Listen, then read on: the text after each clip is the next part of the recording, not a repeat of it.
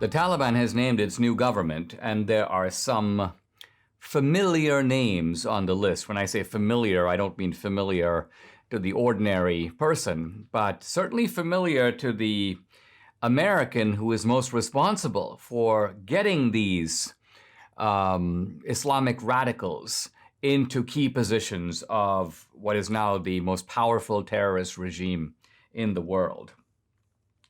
Now, the United States is well aware that there is a guy named Siraj Haqqani. This is a guy who ran something called the Haqqani Network.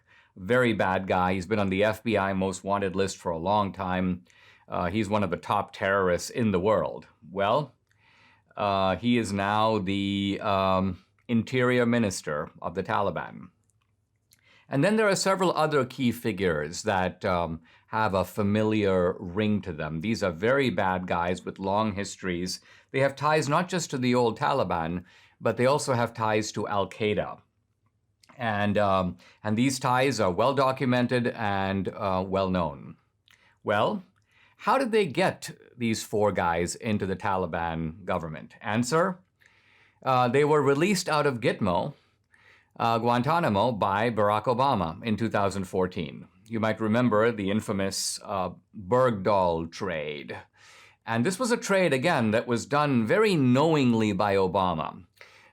First of all, there was the whole idea that America will never leave Americans behind. We see from the Biden administration how little they believe it, how little they act on it. There are many Americans now in Afghanistan. We have left them behind. So it's not as if these Democrats, Obama, Biden, have great compunctions about leaving Americans behind. Obama wanted Bergdahl back, in part because of Bergdahl's anti-Americanism. This guy hated America. In fact, he had tried to join the Taliban. He had tried to sort of defect from the military.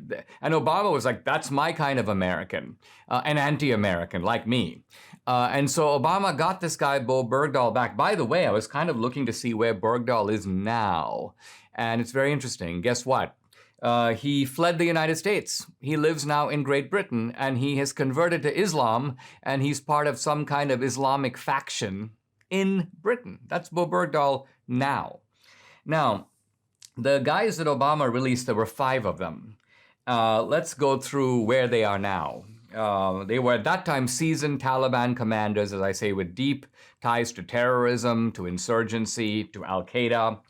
One of them, Mohammad Fazl, is now the deputy defense minister in the Taliban's new government. Abdul Haq Wasik, acting director of intelligence. So their top intelligence guy. Nurullah Nuri is the Minister of Borders and Tribal Affairs. Khairullah Karkawa, Minister of Information and Culture. And the fifth guy who was a former Guantanamo inmate, this is Muhammad Nabi Omari. He's going to be the governor of the province of Khost.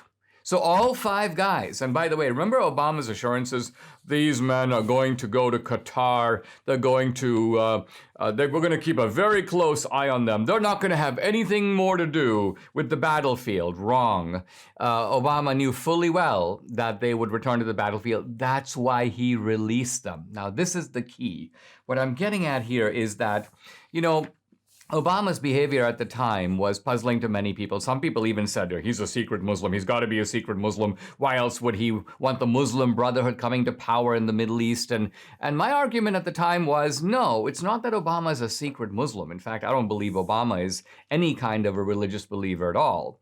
What Obama is he has embraced an ideology according to which America is the greatest force for evil in the world. Think about it. That's why Obama went on his apology tour. Now, I covered these themes in my movie 2016, Obama's America, and here's a short clip. It actually begins with some comments by Daniel Pipes, a professor who is an expert on Middle Eastern affairs, and he's laying out, giving at least a hint of Obama's ideology, which helps to explain what has been happening here in Afghanistan now. Listen. Comes out of a tradition that's highly critical of the United States. It sees the United States internally badly set up and externally a force for malign influence. And therefore he presumably sees his role as tempering both of those, making it better internally and reducing the bad influence of the United States abroad. More recently, tension has been fed by colonialism that denied rights and opportunities to many Muslims, and a Cold War in which Muslim-majority countries were too often treated as proxies without regard to their own aspirations.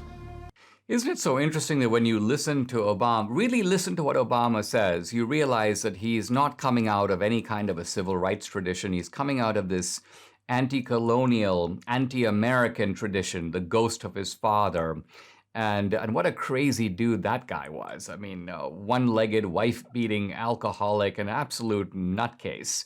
But somehow, even though he abandoned Obama, Obama revered him. And so the ghost of Barack Obama's father is still living in Obama, and the ghost of Obama, or maybe not even the ghost, the real fingerprints of Obama are all over the Biden administration. So not only is Obama acting through Biden to produce disasters in Afghanistan, but in a sense you can argue he's acting directly to populate the new Taliban government.